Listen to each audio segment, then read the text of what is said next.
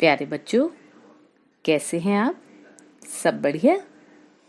घर पर रहकर पढ़ाई अच्छे से करनी है। अपने सारे विषयों को हमें पूरी ईमानदारी के साथ पढ़ना है, क्योंकि आने वाले समय में आपकी परीक्षाएं होने वाली हैं। चलिए कक्षा की ओर चले।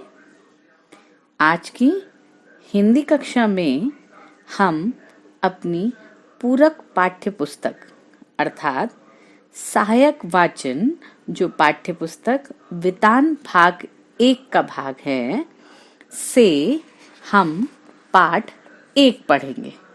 सहायक वाचन का पाठ 1 पढ़ेंगे।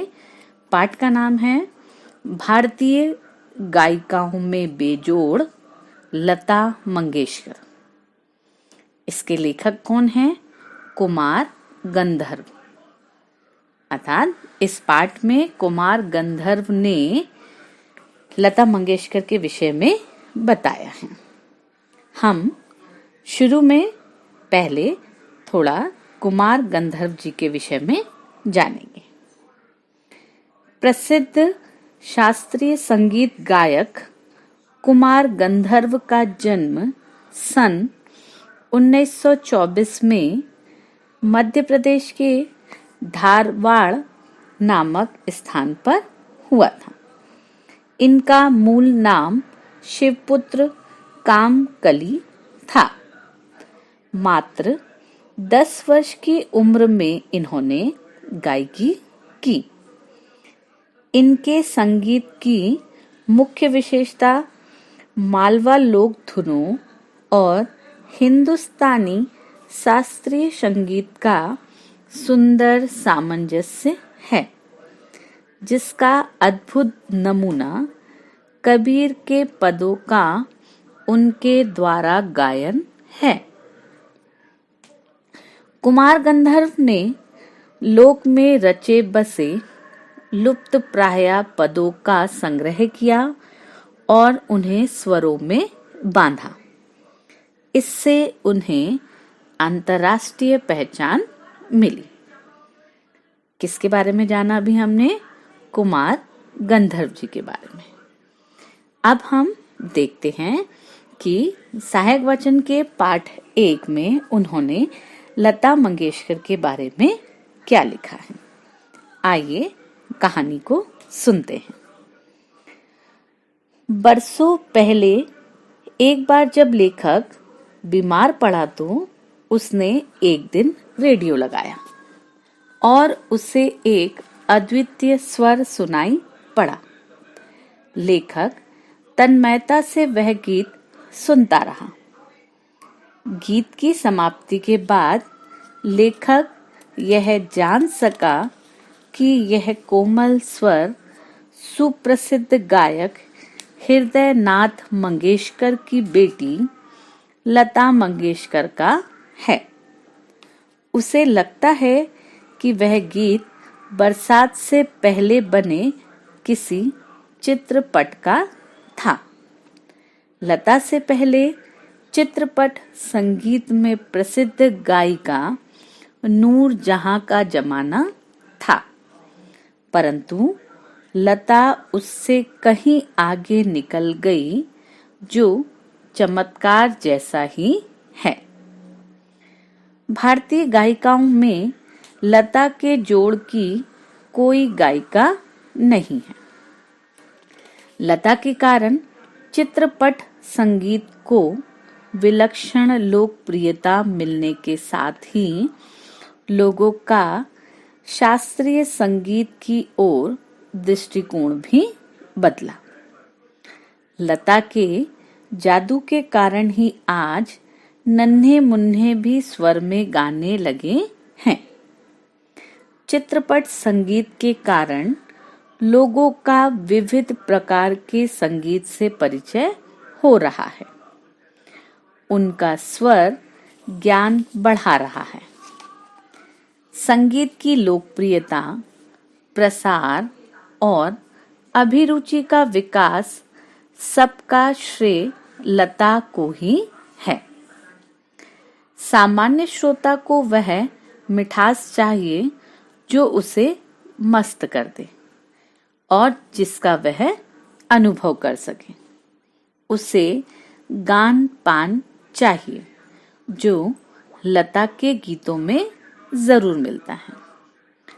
लता के स्वरों में कोमलता, निर्मलता और मुग्धता है। संगीत दिग्दर्शकों को इस निर्मलता का जितना उपयोग कर लेना था वे उसे नहीं कर सके। नादमय उच्चार लता के गानों की एक और विशेषता है। ऐसा माना जाता है कि लता के गीतों में करुण रस प्रभावशाली रीति से व्यक्त होता है, पर लेखक का मत है कि लता ने मुग्ध श्रृंगार की अभिव्यक्ति करने वाले मध्य गीत उत्कृष्टता से गाए हैं। गाने के संगीत निर्देशक उससे ऊंची पट्टी में गवाते हैं। शास्त्रीय संगीत में लता के स्थान के बारे में प्रश्न पूछना प्रयोजनहीन है, क्योंकि चित्रपट और शास्त्रीय संगीत की तुलना नहीं की जा सकती।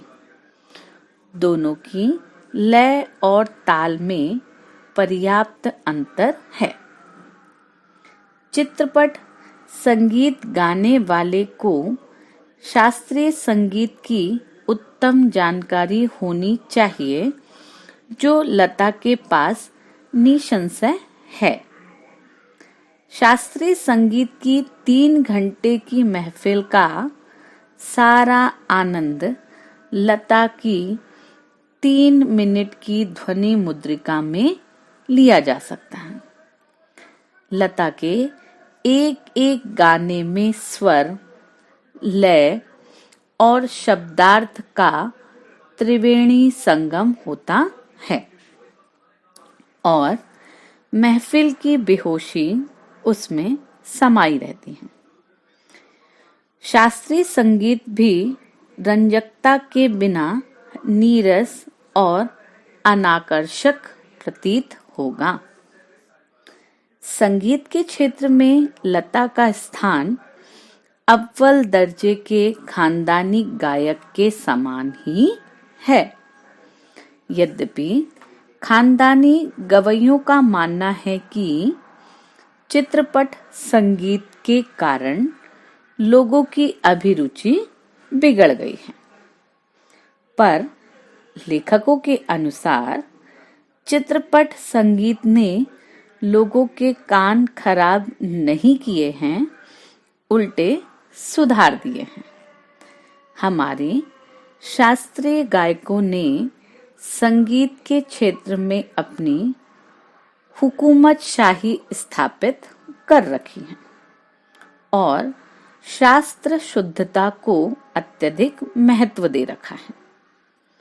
लोगों को शास्त्र शुद्ध और नीरस गानों के स्थान पर सुरीला और भावपूर्ण गीत चाहिए। चित्रपट संगीत यह क्रांति लाया है। इससे लोगों की लचकदारी उसका एक और सामर्थ्य है। इससे लोगों की संगीत विषयक अभिरुचि में प्रभावशाली मोड़ आया है। चित्रपट संगीत का तंत्र ही अलग है। वास्तव में संगीत का क्षेत्र अत्यंत विस्तीर्ण है। इसके अलक्षित, असंशोधित और अदृष्टिपूर्ण बड़े प्रांत की खोज चित्रपट के लोग करते आ रहे हैं। इससे चित्रपट संगीत दिन प्रतिदिन विकसित होता जा रहा है। चित्रपट संगीत क्षेत्र की लता साम्राज्ञी हैं। अनेक गायक गायिकाओं के बीच लता की लोकप्रियता सर्वोपरि है। उनकी लोकप्रियता के शिखर का स्थान अचल है और अबाधित है। देश में ही नहीं, परदेश में भी उनके गीत सुनकर लोग झूम उठते हैं। शताब्दियों में शायद एक बार पैदा होने वाला ऐसा कलाकार हमारी आंखों के सामने है। यह हम सबका परम सौभाग्य है। इस तरह से उन्होंने लता मंगेशकर के चित्रपट संगीत, अब आप कहेंगे चित्रपट शब्द का अर्थ, चित्रपट अर्थात जो चित्र के साथ देखकर गाने को सुना जा सकता है, अर्थात फिल्मी गीत जो हम दूरदर्शन टेलीविजन के माध्यम से देखते हैं।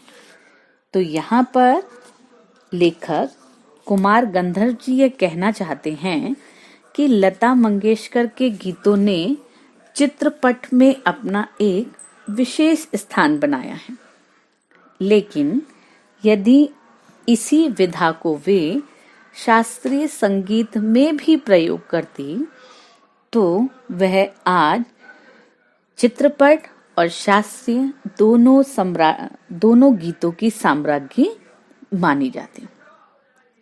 तो कुमार गंधर्व शास्त्रीय संगीत गायक, लता मंगेशकर चित्रपट संगीत गायिका। इस प्रकार उन्होंने इस पाठ में लता मंगेशकर के गायन की विशेषताओं को बतलाया है। जो प्रश्न उत्तर दिए जाएंगे उन्हें ध्यान से लिखकर स्वयं पुस्तक से पाठ को पढ़कर समझने का प्रयास करेंगे। आशा करती हूँ आपको आज की कक्षा की विषय वस्तु समझ आई होगी। लिखकर, पढ़कर याद करेंगे। धन्यवाद। जय हिंद।